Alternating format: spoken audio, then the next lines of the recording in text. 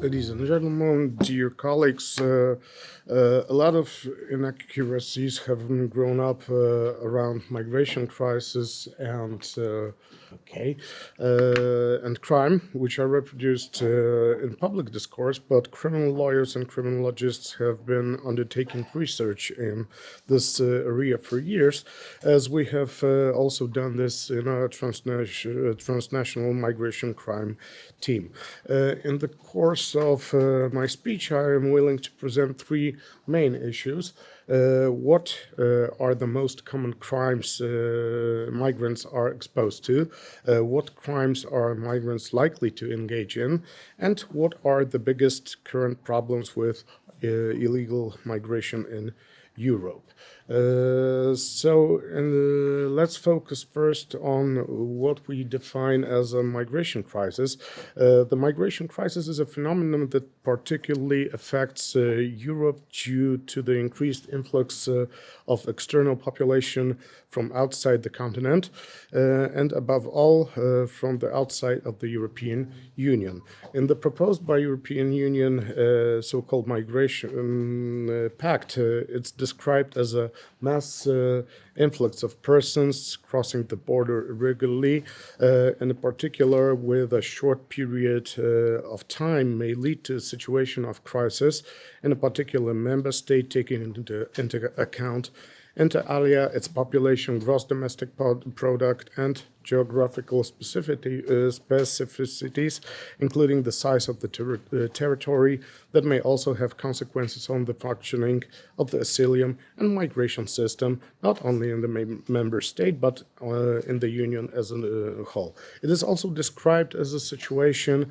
of instrumentalization of migrants that may arise where a third country or a non-state actors instigates irregular migration into Union by encouraging or facilitating or even forcing the movement of third country nationals or stateless persons to the external borders and from within its territory and then onwards on those external borders of the territory of one or more member states, where such actions are indicative of an intention of a third country or not state actor to destabilize the Union or member state, where the nature of such actions is liable to put at risk essential state functions, including its territorial integrity, the maintenance of law and order of safeguard on its national security.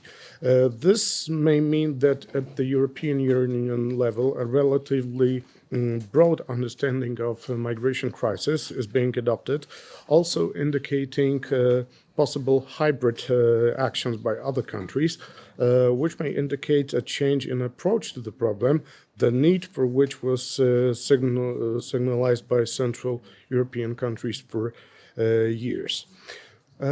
In criminology, it's not controversial to say that migrants are a group of that is examined in terms of being victims of crime, as well as being a specific group of offenders. Of course, the identification of migrant groups with criminals should not be confused here, but the point is that migration is such a specific social issue that it's conducive to the production of specific criminal activities perpetrated by a slice of the group. Let's take the issue of being victim first. The purpose of this is to determine what crimes migrants are most often exposed to, what reasons, what factors of victimization, and an attempt will made to determine the scale of this phenomena. There is a rather general consensus among researchers to accept the claim that human trafficking is one of the biggest threats among migrants. In the context of the considerations carried out, it's necessary to look at the characteristics of the perpetrators of human trafficking crimes. On this topic, research was conducted based mainly on national statistics on those who have been convinced. The main conclusions of the research include the following. The majority of perpetrators are male, ranging in age from about mid-20s to mid-30s, although most equate women with the victims of this type of crime, they are also involved in recruiting, organizing the trafficking process, and controlling the victims. Some perpetrators mainly use their fellow countrymen, and existing networks of migrants are used, so they are potentially at high risk of being exploited. Studies indicates that traffickers recruit their victims mainly in poor, disadvantaged, or poor integrated sectors of society by offering them employment abroad. Unemployment and low wages are among the strongest factors attracting victims. The internet provides anonymous opportunities to recruit victims. Most migrate voluntarily, and many are aware that they will work in prostitution. Often, victims are promised jobs in the entertainment industry as domestic servants. Not all recruitment of foreign victims take places in their countries of origin. Some victims are recruited in the country of destination after arriving as undocumented migrants. They are vulnerable to exploitation because they face detention and deportation. Another major risk, area of risk for migrants is forced labor exploitation. The issue is also regulated under international law. According to the term, forms of compulsory labor shall mean all work or service which is exact from any person under the menace of any penalty for which the said person has not offered himself voluntarily. According to one view, migrants are willing to work longer hours due to the lack of choice and the abundance of available labor at the lower end of the labor market, and this promotes the risk of the victimization. According to International Labour Organization report, the composition of the forced labor group differs from that of the broader labor force in several ways. The share of migrants in the forced labor group is much higher than the share of migrants in general labor group. There are some relatively more men among forced laborers compared to the general labor force, and forced laborers are more likely to work in manufacturing and much more likely to work in constructions than workers in general labor force. Migrants are, as indicated in the literature and the studies, are also at high risk of sexual abuse. Sexual violence is a serious health, legal, and social problem and can have numerous serious short-term and long-term physical, psychological, or social consequences for victims, but also for family members. It's a global and serious public health and human rights problem. Sexual violence occurs all over the world, in all cultures, at every level of society, among people of all genders and all age categories. Also, the main victims of sexual violence are young women, but men, children, and adolescents are also victims. A reality that is rarely discussed shows that men and minors are also at the risk of sexual exploitation and abuse during migration and arrival at destination in destination countries. Nevertheless, the prevalence of women is not surprising. Let's have a look at the opposite situation when migrants are in the position of perpetrators.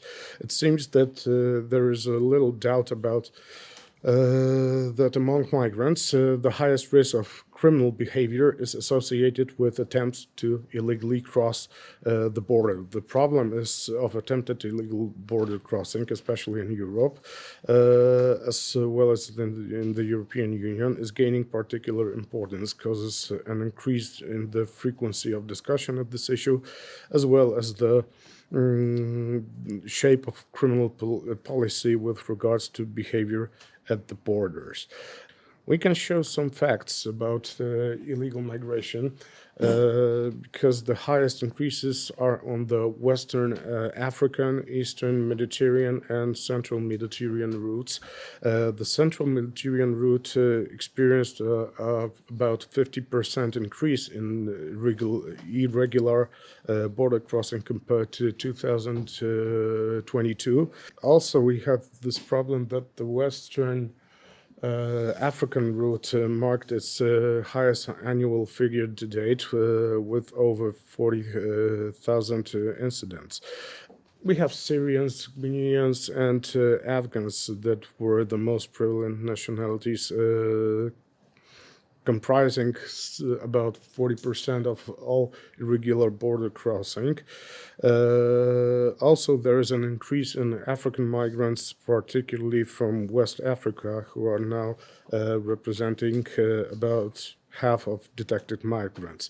We can look at the Western Balkan route because this is important for our Hungarian colleagues and Hungarian authorities. Of course, the biggest peak was in 2015 when the migrant crisis was the biggest.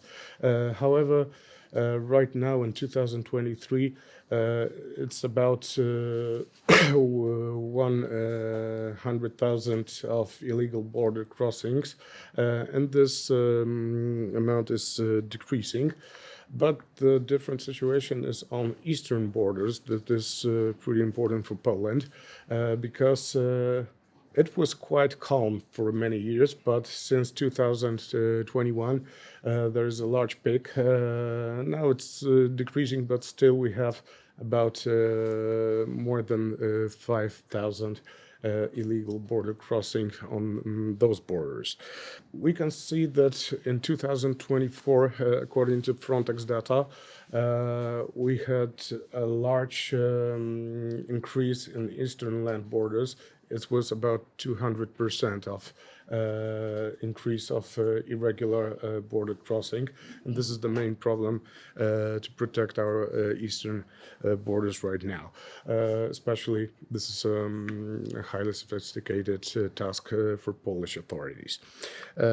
Also, when we talk about criminal behaviors, we can talk about smuggling because this is naturally linked to the problem of illegal migrant border crossing. This means smuggling of people as well as various types of goods. Many criminal networks engage in multiple criminal activities simultaneously, simply adding migrant smuggling or human trafficking to the portfolio of services of criminal groups. Criminal gangs are active in migrant smuggling, also cooperate with networks involved in other types of serious and organized crimes, such as the production and delivery of false documents, firearms, trafficking, corruption, and financial crimes, especially money laundering. In some cases, the same routes and modus operandi are used to smuggle migrants and trade in illegal goods. Also, the migration process coupled is with the lack of assimilation of the immigrant population with indigenous population can also carry the risk of ethnic criminal groups. There are many types of criminal organizations in the world that are international in scope, yet they are made of members who share a common ethnic background and pose a major threat to public order. This type of criminal group is characterized by specific activities and the way it conducts its earning activity. Traditional sources of income come from supplying illegal materials such as drugs, using force to enter and maximize profits in legitimate business. Income is generated from activities such as drug distribution, extortion, gambling, pornography, cargo theft, but a number of other considerations can be made because organized criminal groups have become involved in the trade of cultural goods, antiques, artifacts, and relics stolen during illegal archaeological digs, and they are sold to gangs who then smuggle the goods of the country and sell to them on legitimate markets. Also, organized criminal groups are profiting from migrant smuggling. Criminals are increasingly providing smuggling services to illegal migrants to evade border controls, migration laws, and visa requirements. There is also a problem of demand of human organs. This has outstripped supply, creating an underground market for illegally obtained organs. Now let's focus on some other current problems. This is the third part of my speech. Let's have a look at the number of asylum applications. As it can be seen, there are significant fluctuations in the number of applications submitted in this 10-year period from 2014 to 2023. By far, the largest number of applications was submitted in 2015. Also, there were quite few in 2016, but in these years, the number of applications exceeded 1 million, which only happened once. But of these years, the number of applications from 2015, when was the peak of migration crisis, hundreds of thousands of people tried to settle in European Union. In this year's, when increase in the number of illegal border crossing was noted, were usually also associated with an increase in the number of asylum applications. The peak of both phenomena occurred, of course, in 2015, associated with so-called migration crisis in Europe, but it was the only year when the number of illegal border crossings exceeded the number of asylum applications in the European Union. In the present considerations, it's also worth considering the issue of origin of illegal migrants. In this case, the data comes from 9-year period from 2015 to 2023. As we can see, generally we had citizens of Syria and Afghanistan that tried to cross to European Union, but also a lot of people from Morocco, Algeria, or Turkey. This number also was increased, and we can see that many of those nationalities are outside of the Europe, outside of the European Union, and there is a question how they can get to the European Union, for example, from Syria or Afghanistan, because it costs a lot of money to get to the European Union. So there is a question how it's financed. Also, we can see that many people are from Middle East, but what's worth considering that also we have maybe not it's not such a big number, but some people are trying to illegally migrate from Colombia to European Union. That this is quite far away from us. As my friend from Border Guard mentioned, the problem is that Colombians can very easily get legal documents when they get to Spain. So this is the route how it's happening. Finally, I would like, yes, I'm trying to check this time.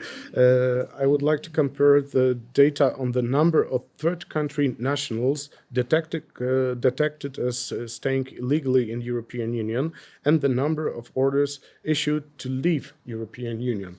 This is interesting because it's striking that the number of orders issued to leave European Union is not proportional to the increase in the number of people staying illegally in this territory.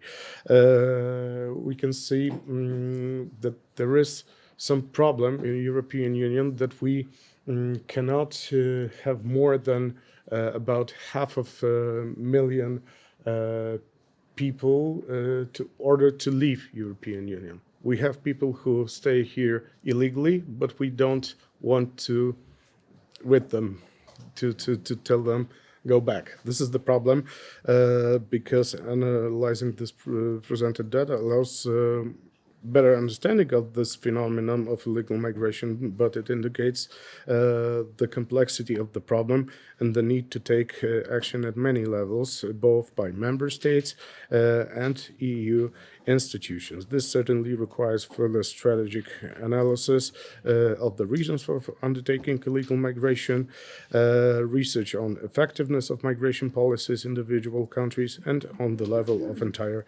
European Union. Thank you very much for your attention, and I'm willing to answer the questions.